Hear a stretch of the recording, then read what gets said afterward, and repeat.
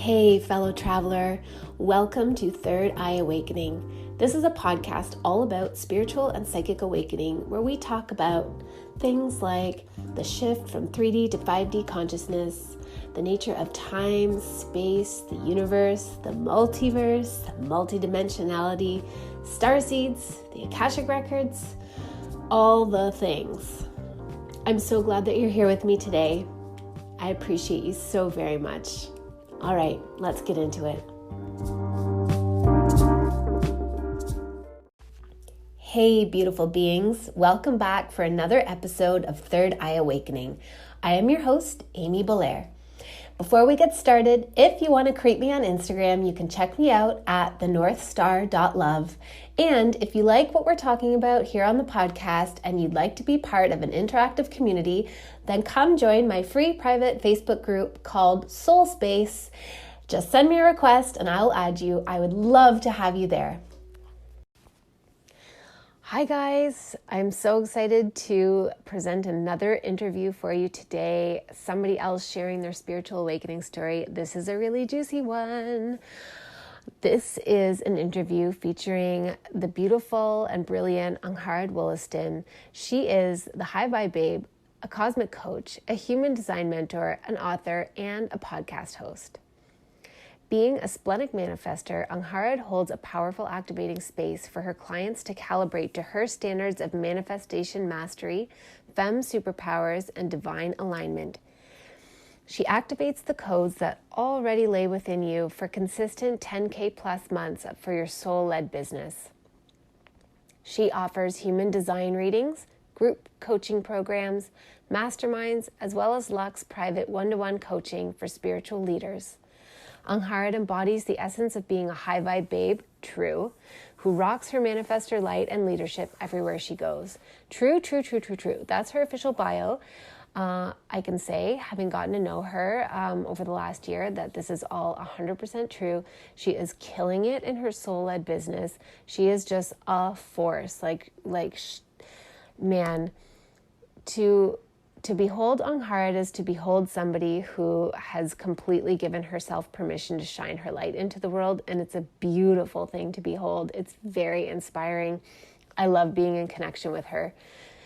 And she is hailing all the way from New Zealand today. So welcome, Angharad. Thank you so much for being here. To be here.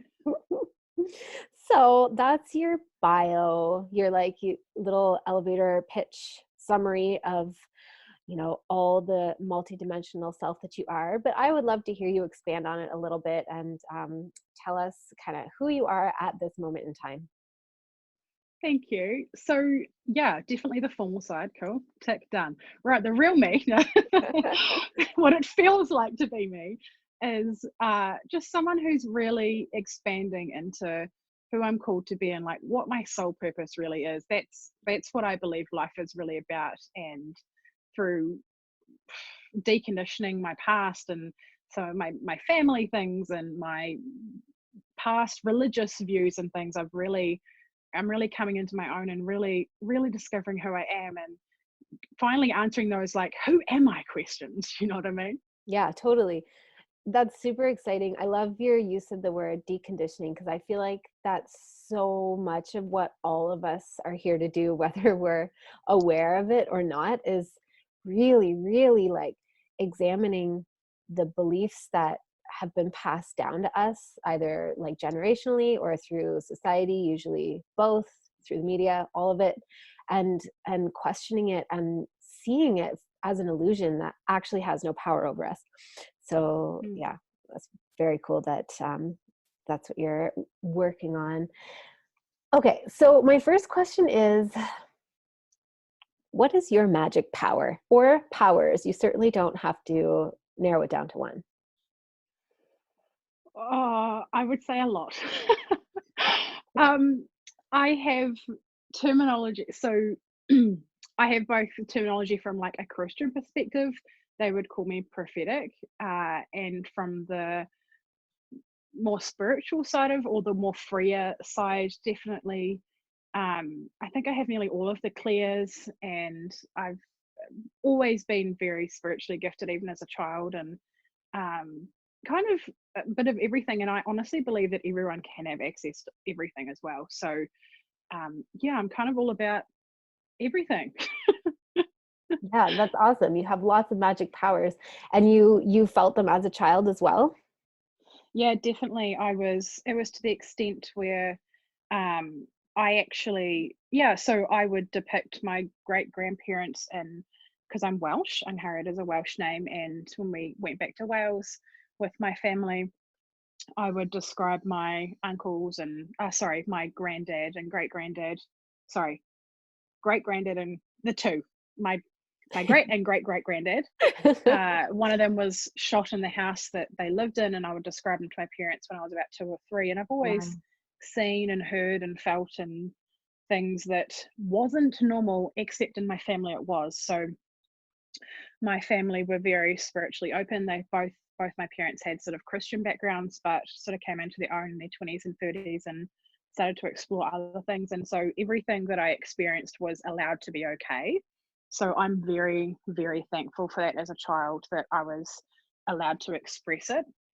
Yeah, I that's did find, yeah, it was beautiful.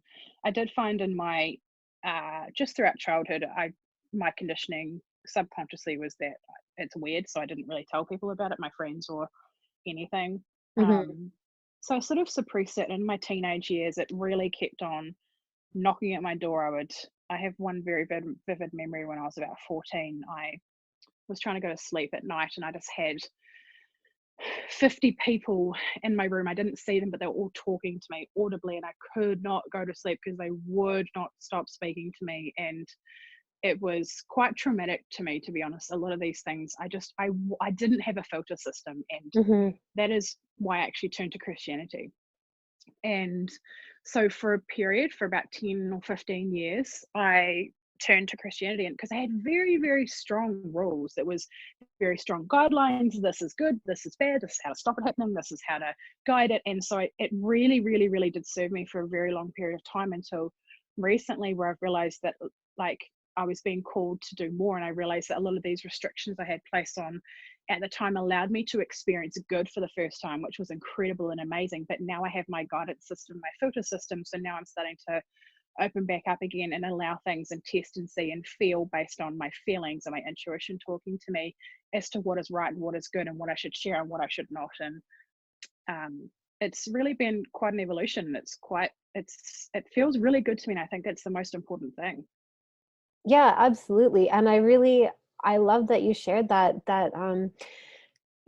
at a period, for a long period, Christianity provided, it sounds like, a really safe structure and container for you Mm. to like interface with the world and what you were experiencing. Like like sort of like gave you, I guess, I don't know if it's rules, but like I can kind of see what you mean, like a structure that okay, this is what it is, and this is Mhm. how we do things, and it's like an anchor maybe. Is that how you felt about it? Mm. Yeah, for sure. It was in comparison to my family home, because we were raised like anything is right, basically. Like you can sort of create, which is where I'm heading now. But as a child, because I had um my because my sixth sense, or whatever you call it, was so awake, I found it difficult to be grounded in my human, basically, and I wasn't able Yeah. to always control it. I was so young, and I didn't have my mind needed to understand, because all our beliefs, everything in our mind affects everything around us. And if we're so shut down in our mind, often then we can't see things or experience things spiritually. So I needed to go the other way. I needed to condition my mind a bit Yeah. to then be able to create some safe beliefs and then be able to open up to what serves me. Whereas I find a lot of people actually, in my world, in my sphere, and what I've experienced mostly in my physical life to date, it's mostly the other way. I'm there more to help people to open up their Right. mind. But yeah. That's so amazing though. Like what an amazing perspective that like it really, whatever direction you travel, like you can go either way. You can start out with having sort of too, like, not enough boundaries in a belief system to feel safe, to then like finding something that creates those boundaries and structure for you, and then move back out of it when you feel ready for it.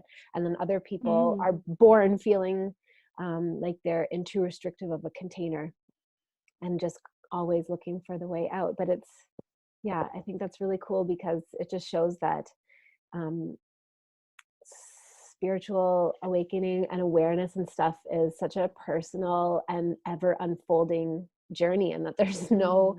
no one direction that it's supposed to go for anyone. Yeah, I fully agree. And it's like our perception is everything. What happens in our mind is everything. And my belief is that life is happening for me, not to me. Mm. I was born into a family that was open because it was for me. I then went to Christianity and married a Christian and was in a Christian pastor family and everything because that was for me. And then I started opening up again because that is for me. Like whatever we've done, it's all for us. It's not something we need to resent. We can take the lessons and apply it and be like, so where do I go now? Because we can choose. We can be a Christian today and then in 10 years' time decide to be a monk in a cave. Like we have that power to Yeah, choose what we believe. absolutely. That's so beautiful. Are both of your parents Welsh? No, my dad's Irish. Well, kind of New Zealand. He was born in New Zealand. His family moved Yeah. here when I think he might have been in utero when his parents moved here from Ireland. But yeah. I feel like people whose ancestry originates in the British Isles tend to be so like Claire, all the Claires are active. Right. Okay. That's just my observation that I've made. Um, I don't know. I don't want to say that it's more than any other group of people in the world because I certainly have not done any kind of exhaustive research. But Mm, in the people from like Welsh, Scottish, Irish, English background, I find that there's um, a lot of sort of, I don't know, you kind of call them like maybe folk beliefs, but I feel like that's way too dismissive. mm, But a lot of experiences woven into the customs and the explanations that include like the fairy folk and I don't know, mm. mythological energies. Anyway, I find that very interesting. Me too. I know what you mean. Kind of in New Zealand, the Maori, which is our indigenous, you know, culture, they have a lot of their spiritual beliefs that's wrapped up even in their current day culture. So it's yeah. Some cultures are naturally more in tune with everything. I fully, and it does depend on how many people you're right. You haven't studied every person in the world, so it definitely is subjective. But as a Yeah. whole, from what you've experienced, Yeah. I totally get that. This is totally just an anecdotal observation. Yeah. Uh, okay, so I would love to hear, I mean, you kind of went over it a little bit, but I would love to hear what spiritual awakening means to you, specifically, uniquely to you. To me, I know it's about serving others. Uh, 18 months ago, we went for a holiday in Australia and I felt this huge Christian word, anointing. Do you know what that means? Yep, yep. So told, okay, cool. I said it to someone recently and they're like, what does anointing mean? Definitely a Christian term there. I felt this huge anointing that my spiritual gifts were meant to start to open back up again and to touch other people. And at the time, I really thought it was healing because I have had a lot of supernatural healings myself in my life, most of them by myself or just with my husband. For instance, broke my neck on a dirt bike when I was Oh, 19 and was paralyzed and prayed and got healed. And the doctors were like, what? When I started wow. walking and like, yeah, yeah, big, a lot of big things, as well as mental. I was supernaturally healed of depression and anxiety a couple of years ago, postnatal depression with my second child, as well as just general depression as well. It was all sort of mixed up in one, to be honest. So at the time when I had this huge anointing and feeling and just this big experience, I knew that it wasn't meant to just be wrapped up in my safety bubble of, it occasionally comes out when I'm going to pray for someone or pray for myself or pray for my kids or, pray about our Mm, income or, like I just knew it was, it had a purpose to help other people.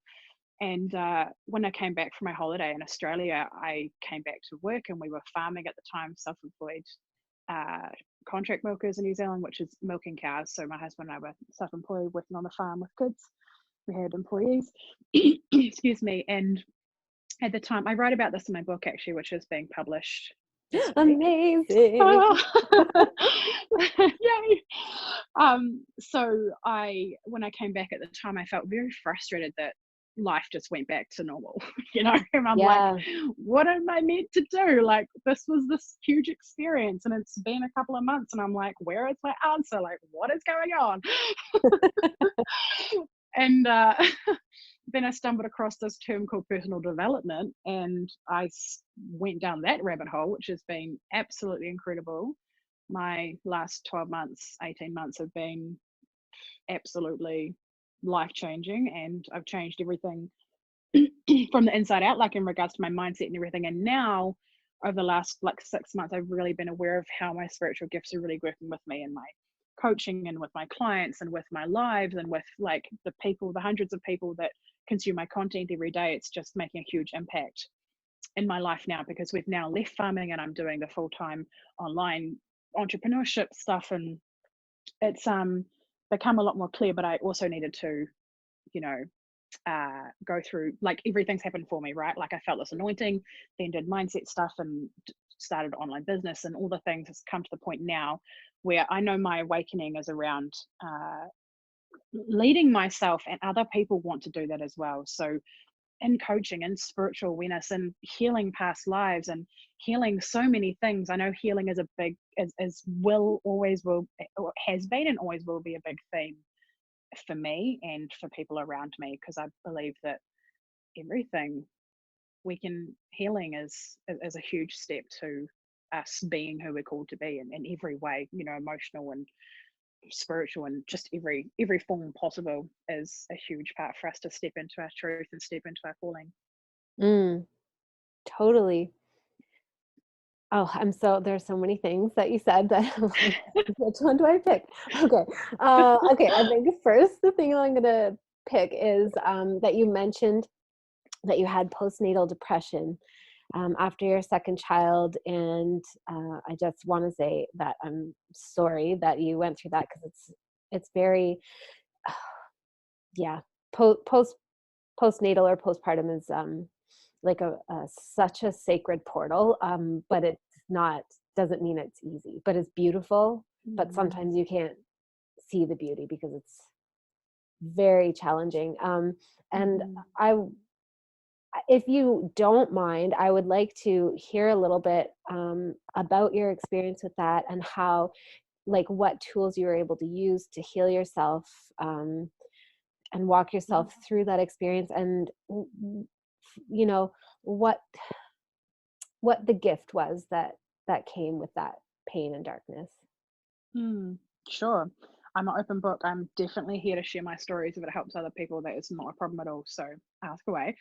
Um, so with postpartum, postnatal, we typically say postnatal in New Zealand, but I think you guys say postpartum, right? Mostly Hmm. in America or Canada. And excuse me, I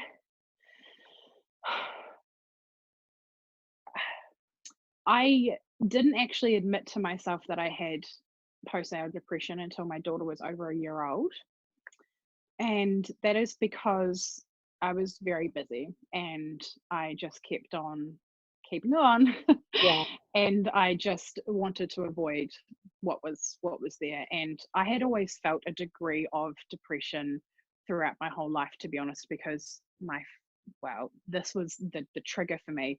My father died when I was 7 of cancer, and I was the eldest of 5 kids. And I naturally sort of fell into this mother role, this supportive role, and never felt like I fit in with my peers because I had this heaviness. And then on Mm. top of that, the spiritual gifts, and I just felt very isolated. So postpartum depression was another layer to that, to be honest.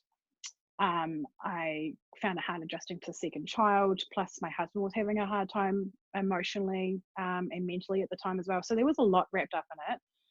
And the trigger for me was I was very, very, very irritated and agitated with my children making noise. Basically, was the trigger Mhm. for me to decide to get help. So at the time, the tool was I went on antidepressants for 4 months, and that really enabled me to create the mind space I needed to just clear some room for me to not get so wrapped up in my world, and just to remove some heaviness. I definitely did feel a bit of mind numbing with the antidepressants. So that was my tool to create some space that I needed in my Mhm. mind. But I always knew that I could heal this myself, or with God or with the universe, like whatever you believe. I believe it's all pretty much the same thing. So Yeah. when I say God, that's because that's my conditioning with Christianity, but I believe it's all one and the same. So interchangeable term there for me and for you. So I decided to go and see a Christian counselor, and in the first session I asked her to pray, and I was ready to be healed of it. So I just surrendered. Like, I honestly just knew internally that I knew I just needed to surrender this depression, this anxiety, and heal it in a way that I had never before. I had never closed the chapter. It always continued to, when things were hard, I'd always continue to come back to the same thing. So yeah, because I was so conditioned to being used to feeling depressed that it became a comfort, because it had just been so it was so familiar to me. Mhm. Totally. Yeah, so that was the day that I decided to, so I prayed, and I literally physically felt my head feel like a brick had been lifted off my head from that moment. Like, I knew I'd been healed. And I continued to walk through that, and then a year later, that's when I found personal development. And so, yeah, 6 months after that, I was in Australia feeling this anointing about my physical gifts. 6 months up, or a few months after that, I found personal development, and then fast forward now, just over a year later, and here I am now. So the tools were that, firstly, the antidepressants, and I weaned myself off them. I just took, like, with my doctor after that healing, because I knew I was healed, and I just weaned myself off them. And then really it was just it was about receiving this gift of being able to be healed of it, because we're not designed to be like that. And I've had so many physical healings in my life that it wasn't a question for me as to whether it's possible and whether I can receive it, because I've received healing before. I already had the evidence. My mind already had the evidence to back up what my soul knew, which is what this can be healed. Right. um, and the gift of the pain was, I really believe that it's there are so many people who have experienced postnatal depression or anxiety to some degree, and I know I'm here to firstly tell my stories, but also understand people's pain and help them through the things they want to go through. I think it's like a community when we understand one another, and just me leading myself naturally. People, in my physical world are like, you're a very different person to what you used to. And just me letting myself and sharing about it publicly, it gives everyone the permission, I believe, and this is what happened for me, is it gives everyone the permission to do their own thing and to heal themselves and to want a better life and expand spiritually, or to live their soul's calling, or all of these things. It Mhm. changes the world when we lead ourselves. Oh, absolutely. And you're so right that when we share openly about it, it gives people permission, whatever they get out of a story that resonates with them. Like, sometimes I think we have no idea the impact that we have on people. Mm, No idea, but they'll hear a little thing in a story that resonates, and it gives them permission to do something differently than what they've been doing, and release any kind of belief or conditioning that had been holding them back. I mm, Well, the sort of permission piece that I hear is or that resonates the most with me in the story you just shared, is the using medication when you need to, as a first step. I totally resonate with that, because I had to do the same thing, not in postnatal depression, but just depression in general. mhm. And I described it as like almost a leg up to help me get out of a hole that kept digging deeper and deeper. Yeah. Um, but then the permission piece that I hear in your story that resonates the most with me is then then taking that sort of, that life preserver that it offered and opening up to God, the universe, source, higher intelligence, and asking to receive healing. I think I forget about that all the time, even now. And I totally talk to God and the universe all the time, but I forget that I can just ask for something and that Mm. it is just given. It is just given. And yeah, so that's really beautiful that you already had the evidence. But I mean, even the first time that the first time you got evidence of it, you didn't have the Mm. evidence, but you obviously had enough ability to believe that it was able to happen. I actually got it through a Bible. The first time I remember my first physical healing, there could have, well, the first physical healing I had for myself that I remember is I was reading a Bible verse. I was 18 in my room by myself. I was reading a Bible verse and it was in Matthew and it says, if you believe for, I'm paraphrasing, I don't remember the exact quote. If Mm, you believe for what you ask for, when you ask for it, it will be given to you. Like basically just believe, have faith. And I was like, mhm. everything will be given to you if you have faith. And I was like, really? Okay, sweet. Close my Bible, literally turn off my light. I had two swollen arms that were literally like balloons. I couldn't move my hands on my wrists because I had been rolling ice creams for like weeks on end at a dairy. It was so much time. Like my arms had like serious problems. I was like literally swollen like a balloon. I can't even see my mum a few hours before, and I was taking like a week off work. The nurse was like, "You can't work." And yeah, so I closed my Bible sweet. I was like, cool. I just pray for my arms to be healed in Jesus' name or whatever. And then I just felt this tingling and this heat, and I was like, oh my gosh, I can move my arms. I don't have the pain. Turn the light on. Boom, they're gone. Like back to normal. I Wow, drive up to my mum's house and showed her, and she's like, what the hell? that's amazing. I honestly believe that, like, and yes, you can ask these things. I have nothing, like, our natural desire is to ask, right? But these things are already ours. Yes. Yeah. We don't, it is, we are spiritual beings. We are directly connected to God, to source, to spirit, to the universe. It is we throughout us. It is our birthright to have everything that that means. And if healing is that, we can have it. Yeah, I totally agree with you. I've been thinking about that a lot this last year and thinking about how like, what is this consciousness that animates us?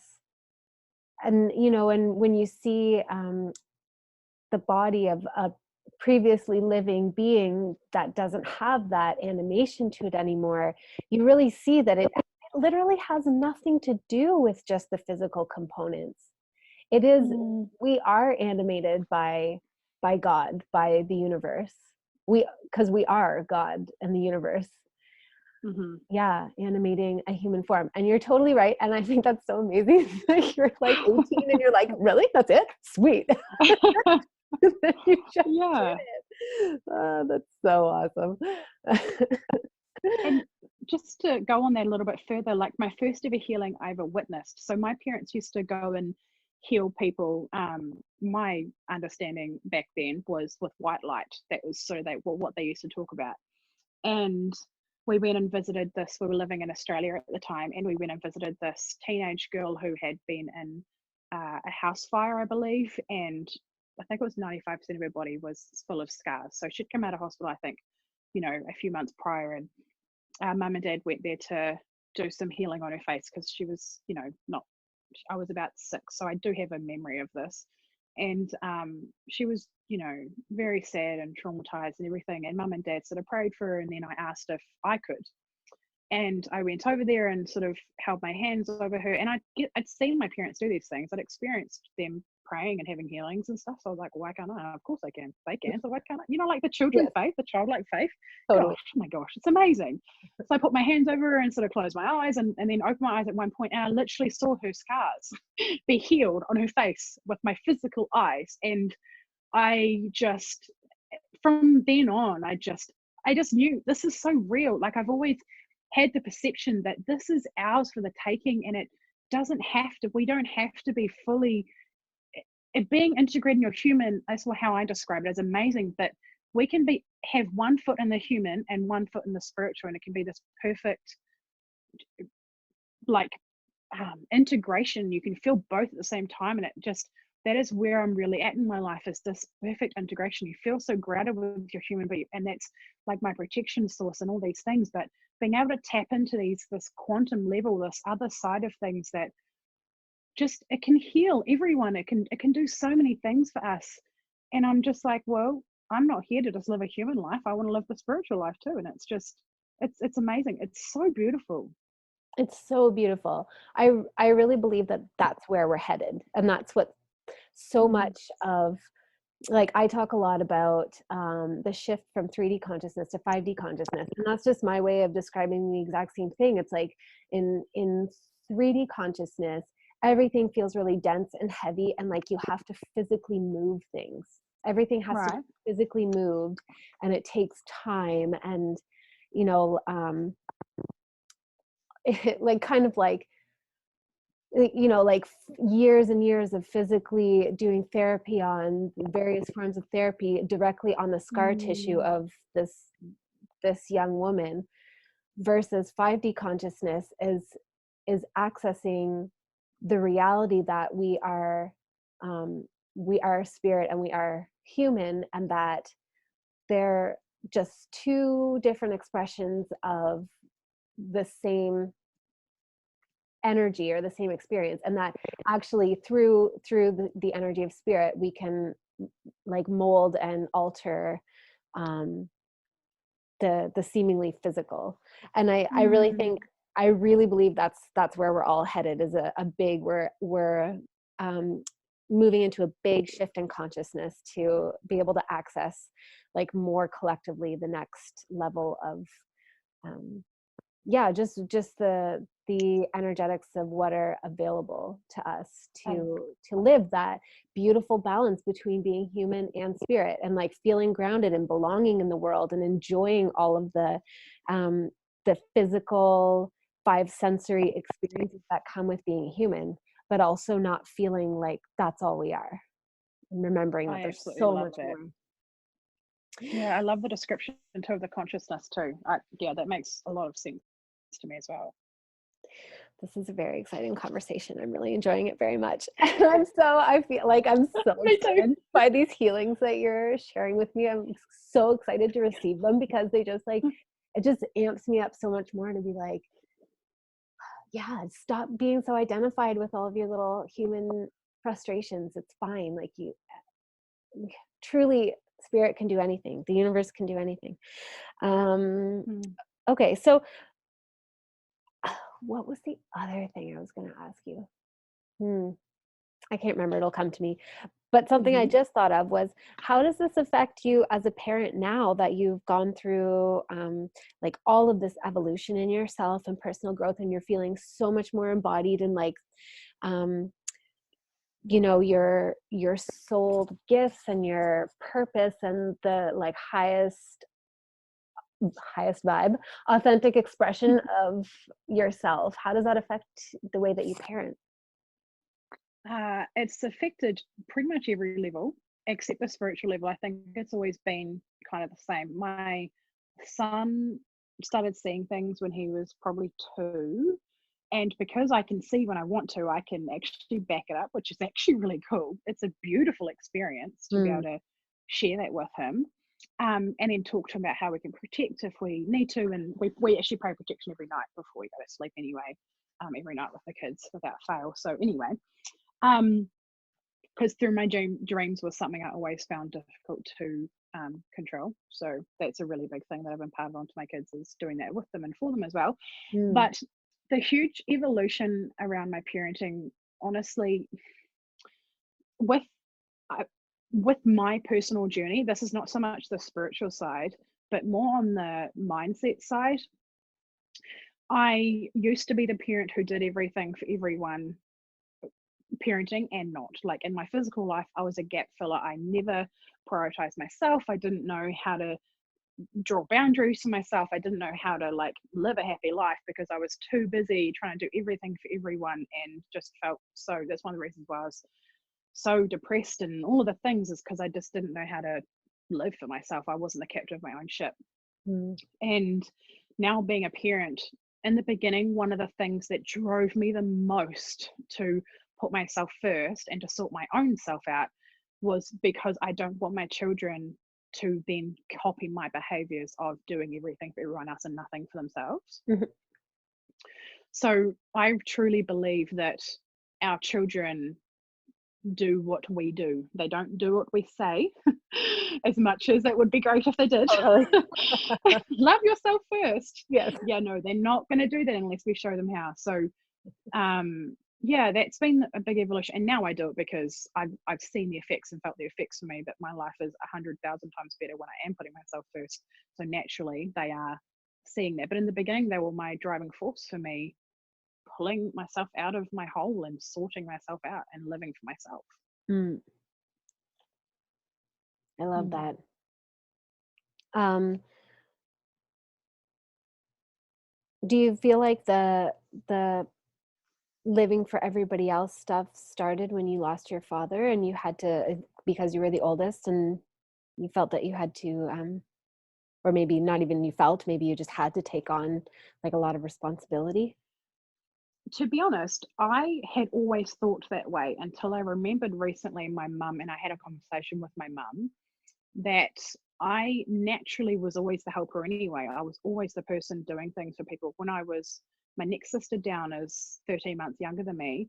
And when she started eating solids, I used to always want to feed her. So, I was two, I Mhm. naturally wanted to do things. And it was when I saw at my child's daycare, my youngest Clara, so she's just about 4.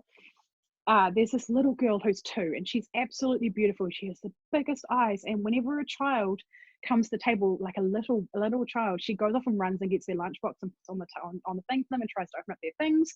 And in that moment, I had a flash, and I was like, "Oh my gosh, that is what I was like as a child."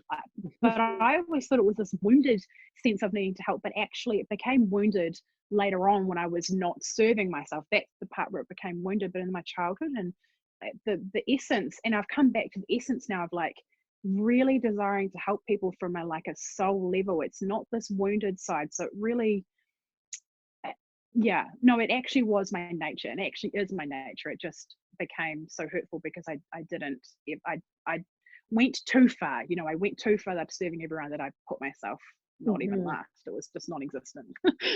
That's so interesting. And it reminds me of the other thing I wanted to ask you, which was about past lives. And I Hmm. remember in one of our group programs, you commented on one of the modules that you had had a really intense past life healing through the Akashic Records. And I love the Akashic Records. So I would love to hear about that. And also it makes me wonder, like, have you found any past life ties between that natural tendency that you have and like, have you ever looked more deeply into that? Yeah, so the answer is I haven't actually gone and seeked it, but definitely there is a tie. So the one, I had this flashback when I was 8 or 9 in the toilets of my primary school, and I just had this vision flash before me, and it was very traumatic for me because firstly, it was traumatic what I saw, but secondly, didn't know what the hell I was meant to do with it. So this is after my father had passed, so I wasn't able to talk to my dad about it. And my dad was sort of the leading sort of opener in my family. My mum sort of definitely went along with it, but my dad was very spiritually gifted, and do you know what I mean? Like he was Yeah. this sort of opener. So I saw this vision of me being stoned as a witch, and for being a witch rather, and or like being labeled as a witch, Yeah. and it was, as you can imagine, very traumatic at the time. And I knew it was me, but of course, an 8-year-old also probably was. I don't know. I came home and told my mum about it a few days ago, and a few days later, sorry, and she said that was probably a past life, but we never did anything with it until oh, about a month ago or 2 months ago. I can't remember how long ago it was now. In the last few months, I started to feel this really, as I was sort of stepping out of the Christian label. I've gone through a whole lot of delabeling in my life in the last 6 months. And one of them was the term Christianity and being a Christian. And it's not that I don't believe I'm a Christian. I just don't want the label and the dogma, and there's just specific things that I wanted to step away from. And I felt very scared of doing that and stepping into my power and my spiritual power, and the things that I'm capable of and the things that I'm here to do and to serve people, to the extent where it was just so much more, because there's so many people that transition that, and it's not a problem. But I was actually so scared of people. It wasn't even the judgments, it was, and what I realized, the emotion that I'm feeling is actually what I felt in that past life, when people were literally going to kill me for helping people. Mm-hmm. And Mm-hmm. so um I went back, and no one really told me how to do it. I don't know, just did it myself. Created a space and led myself through it, and went back and saw her. And I saw her before it actually happened. I went to a time where she was making something for someone, and she was helping a little boy who was sick. Like, she was mixing herbs and stuff like that. And at first she was cautious of me, but I told her, and um, her heart was so pure. It was unbelievable. Her drive to help people, it just transcended so much. Made me feel quite selfish at the time, to be honest, when I experienced her heart, as to the things that I get caught up with in this life about people and worries, and just made everything feel very insignificant in comparison to her literally putting her life in danger to help people. Mm. And so I told her that we're now in a lifetime where you don't get killed, and you're not threatened. Your life is not threatened for helping people the way you can and the way you're gifted to do. And it was beautiful and healing. And then I also went back another time to see her just before, and watched her get stoned, and I believe that's the reason why. And she looked at me. I think that's what I saw when I was 8 as well. I just, with the whole it's outside space and time thing, I just Mm-hmm. didn't make sense until it actually happened.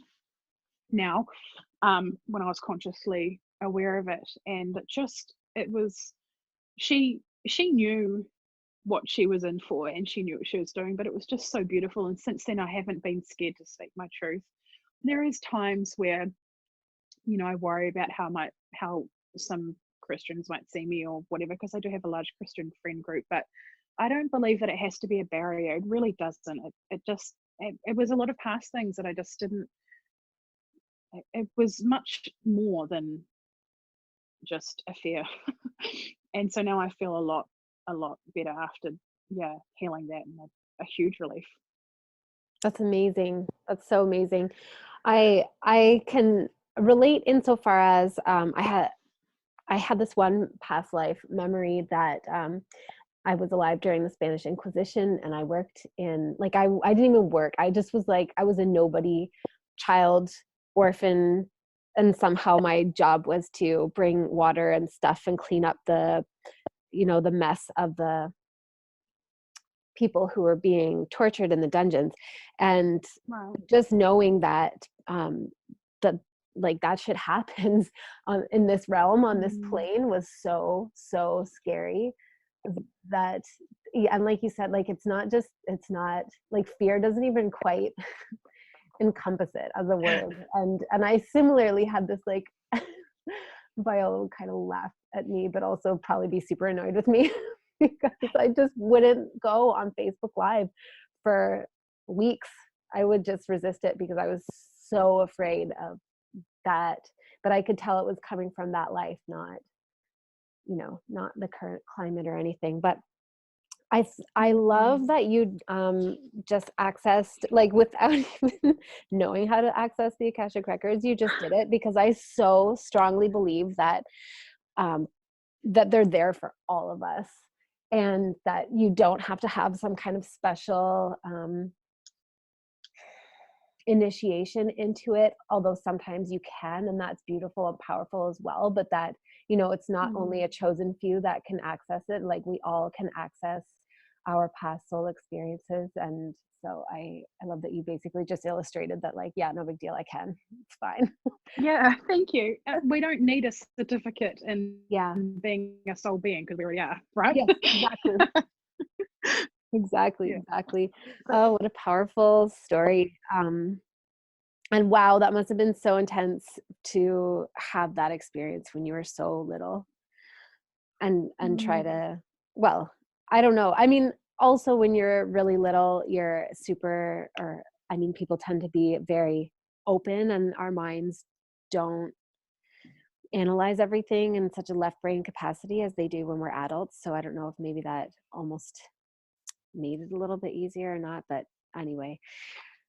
Yeah, Who's I think to be honest, I think it did because I didn't make it mean something that it's yeah. not.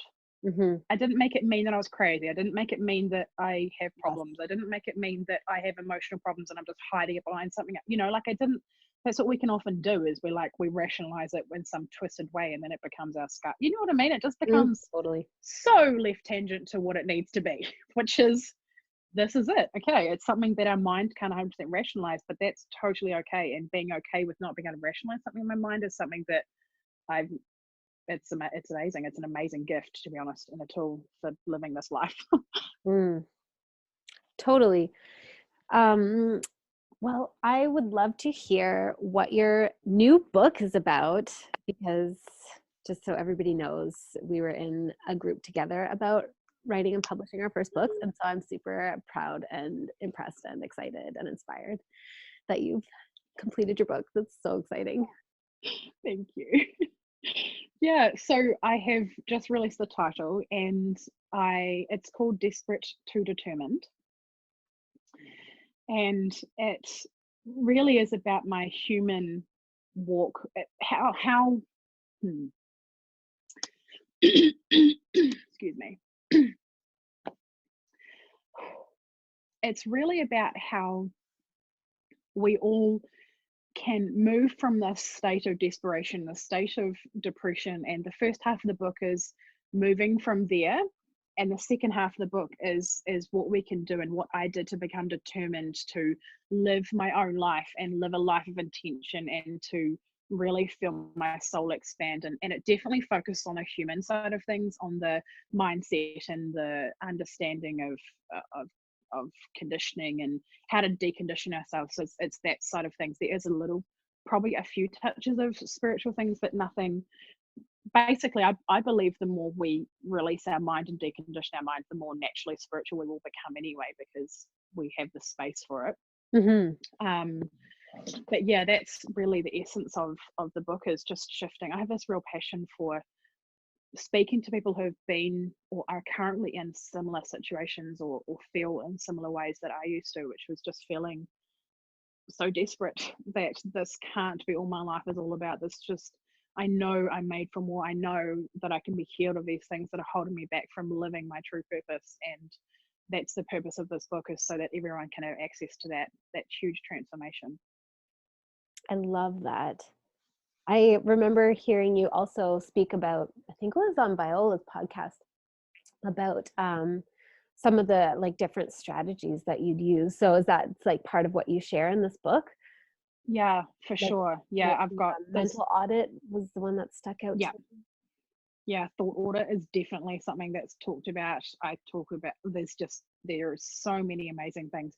It's a lot of it is around our perception of the world, and a lot of really good tools. There's a whole lot of journal prompts in there. There's just, it's an amazing resource. It's truly will take the you can get that transformation from this book, going from desperately and depressed and wanting something more for your life to determined to faith, to doing what you really want to do in your with, and how you want to experience your life. We talk about emotional intelligence and just so many things. It's amazing. I'm Cool. so proud. Cool. So did you say it's getting published tomorrow? This week, This yes. week. So it's going to be out so by the time this podcast airs, Yeah. probably Yes. it'll be out. That So it's going to be on Amazon. that's so exciting. I can't Thank wait you. to check it out. I'm definitely gonna pick up a copy of that. Um, okay, well, I Thank have you. one last question for you, I think, before we wrap it up. I'm curious if along your journey, if you had any like heroes or idols or people of inspiration that you really looked up to and took strength from, especially during like, the more challenging periods. a lot, to be honest. I think, are you talking like in general or like for the spiritual side mostly, like my awakening, or Or which like side, or both? whatever, really. I guess I'm thinking in terms of like, um, when I framed that question, I was thinking of the spiritual awakening part, and sort of like, when you kind of worry that you're a bit nutso, and then you Mm-hmm. see somebody else in the world or in your life that you're like, no, okay, this is how they show up, and so it's okay for me, like that permission piece. But it can really be Mm, anything, because it sounds like your parents kind of gave you that in a way. So if you never really struggled with that particular part about feeling crazy, or wondering if you were just, making it all up or something like that, then really anybody who you look towards as an example of like being able to get control of your over your life and over yourself, and have, the power to create the life that you were here to create. mm, mm. So I love it. For the spiritual side, definitely my parents, like my dad. Uh, for the mindset or living the life you truly want and chasing after your dreams and having a goal of having $1 million business, running an online, being an entrepreneur or whatever it is, like whatever you actually desire. There are so many amazing women, like my coach, for instance, Viola Hug, was just amazing, and all the people she introduced me to, and our group programs like you, and just seeing a whole lot of people on different walks of life just stand up and be like, I'm taking control of my own life because no one else is going to for me. Literally was the permission I needed to do that for myself. So just this collective of women standing up and being like, I'm paying for a course for something that no one else even knows that I'm taking, or no one else is going to get the benefits from except me, was like, wow, that's amazing. Yes, I'm going to jump in on this. If other people can do it, then I so am going to take this for my opportunity too.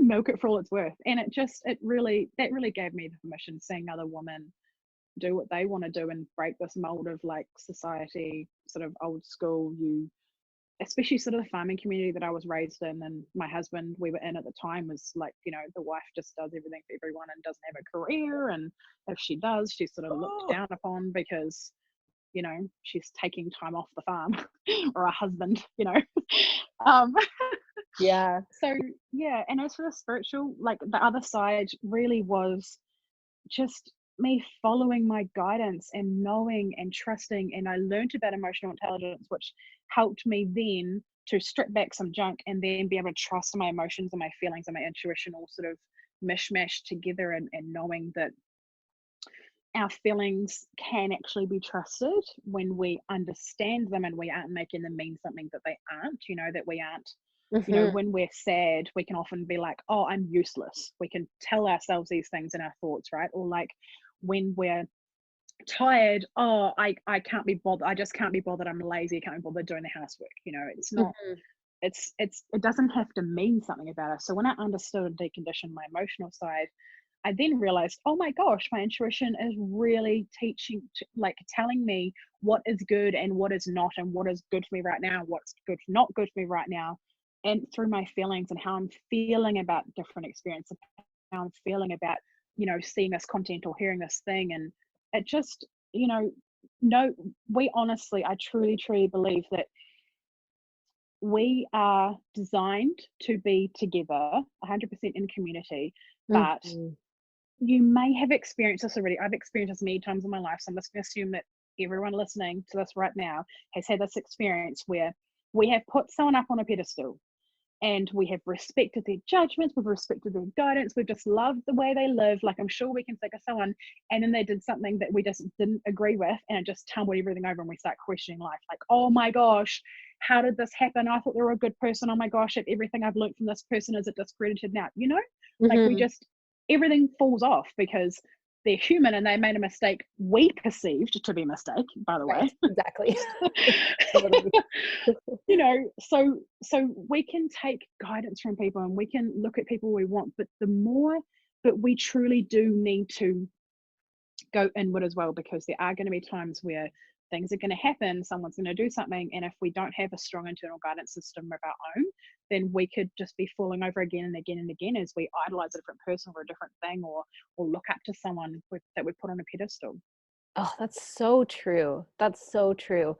That like ultimately, and it almost it in a way it's offering us freedom when they do, Yes. you know, like air quotes screw up or whatever, because Mm, exactly it's just our perception that they've screwed up, but where they do something that reminds us that they are human and they are having a human experience too, and that nobody has it figured out 100% every single day, that it's always in a state of flux. When that mhm. happens, when the people that we are admiring and gathering strength from watching them, when they have those very human moments, it offers us the freedom to remember that we must come back to ourselves and our own internal Mm. guidance system, because that's where the strength truly is. Yeah, and reassess the situation. Everything is happening for us, not to us. If there was a reason, we're being guided. Like it's all for us. Everything, the good, the bad, and between, all for us. Mhm. So true. What a breath of fresh air. I love having these conversations. It always makes me so happy. Thank you for having me on. It's so amazing. Okay, so it's where we've come up on the hour. I would love for you to share with my listeners what you've got going on. Obviously, your amazing book that's coming out very shortly, but what kind of like services, programs, et cetera, do you have on offer, or are coming around the corner, and how can everybody connect with you? Thank you. So yes, firstly, my book, Desperate to Determined, which will be on Amazon very shortly this year. So probably by the time this airs, I have Instagram is a really good place to come and hang out. I do stories every day about my life and inspirational things and things that are happening, some random mindset hacks and things I'm letting myself through. So my handle for that is at High Vibe Babe.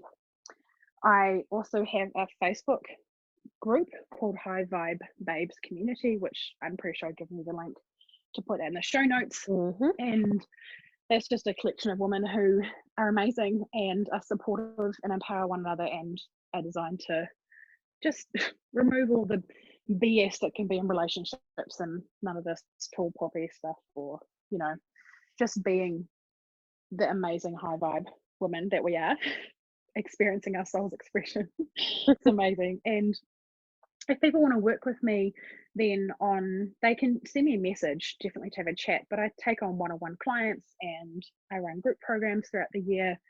But the big thing that I haven't actually released yet, but definitely feel prompted to talk about, definitely Woohoo! relevant to everything, exclusive here, which is amazing, So exciting. is I am actually hosting a new program.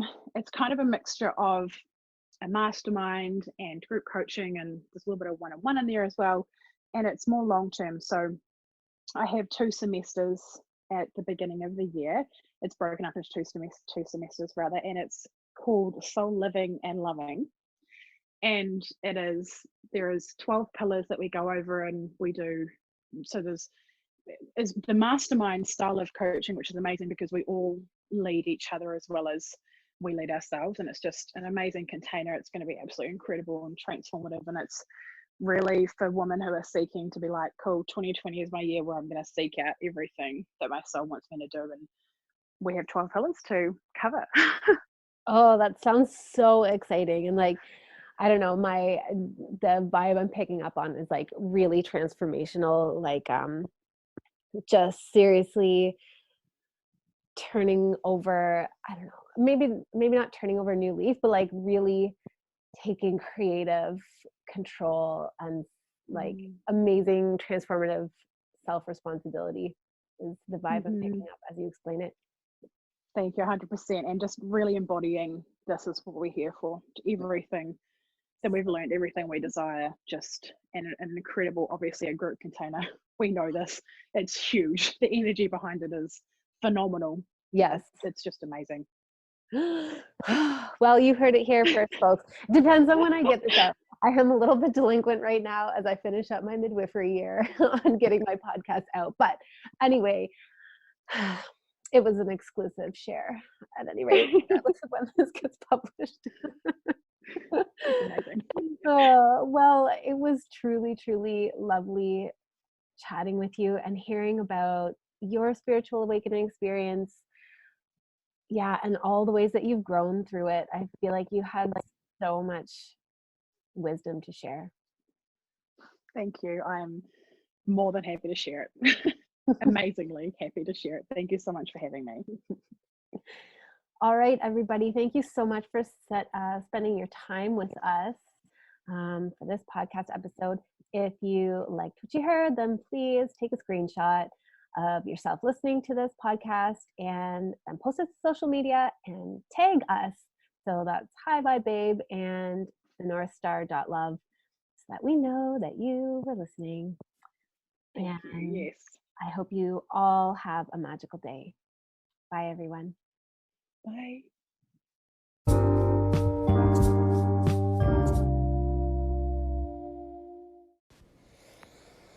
That was a great interview, wasn't it? She is magic. We're all magic, honestly. I love to share these ones because they're so exciting and thrilling to me. But above all, I just want you to remember that, like, even if you don't experience like mind-blowing sensational things like Angharad shared, it doesn't mean that you aren't magic and that you do not have access to this stuff, because you do. You are magic. You're so freaking precious and powerful and magnificent. All of these words are like paltry and pathetic. They do not do justice to the wonder that is you, the literal wonder that is you. Guys, I'm feeling called to hold a class, like maybe a one-off class on dealing with the darkness, dealing with like negativity, evil, polarity as a starseed, a light worker, an empath, a healer, a visionary, anybody who, just does not resonate with that experience of darkness and evil and is having a hard time reconciling with it being in existence in the world.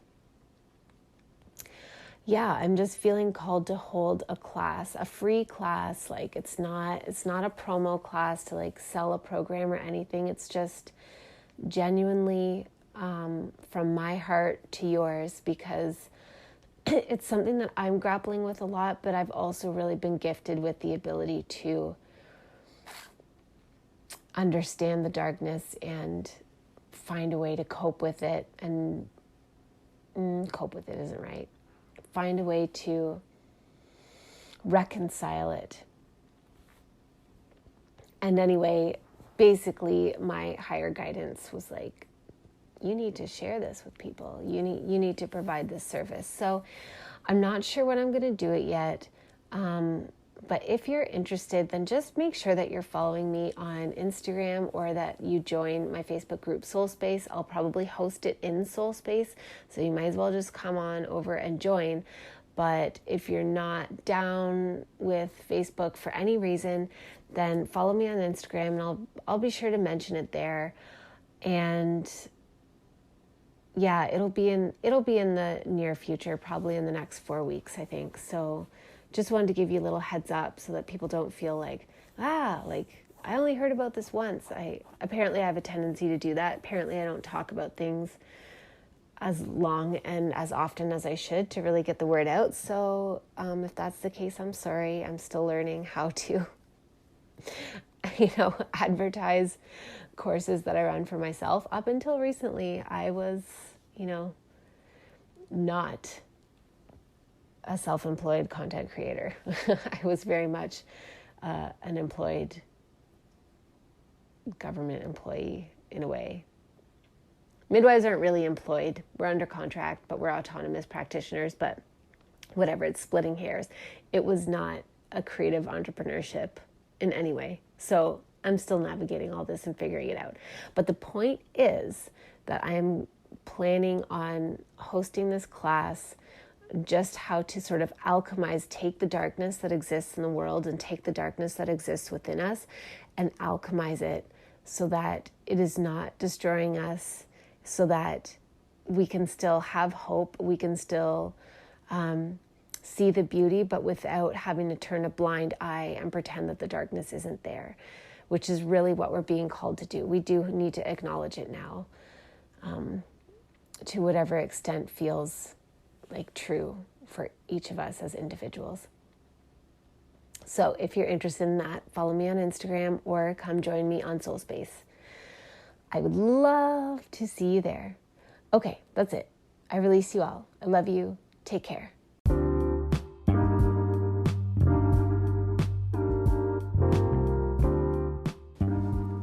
Thank you so much for being here with me through this episode.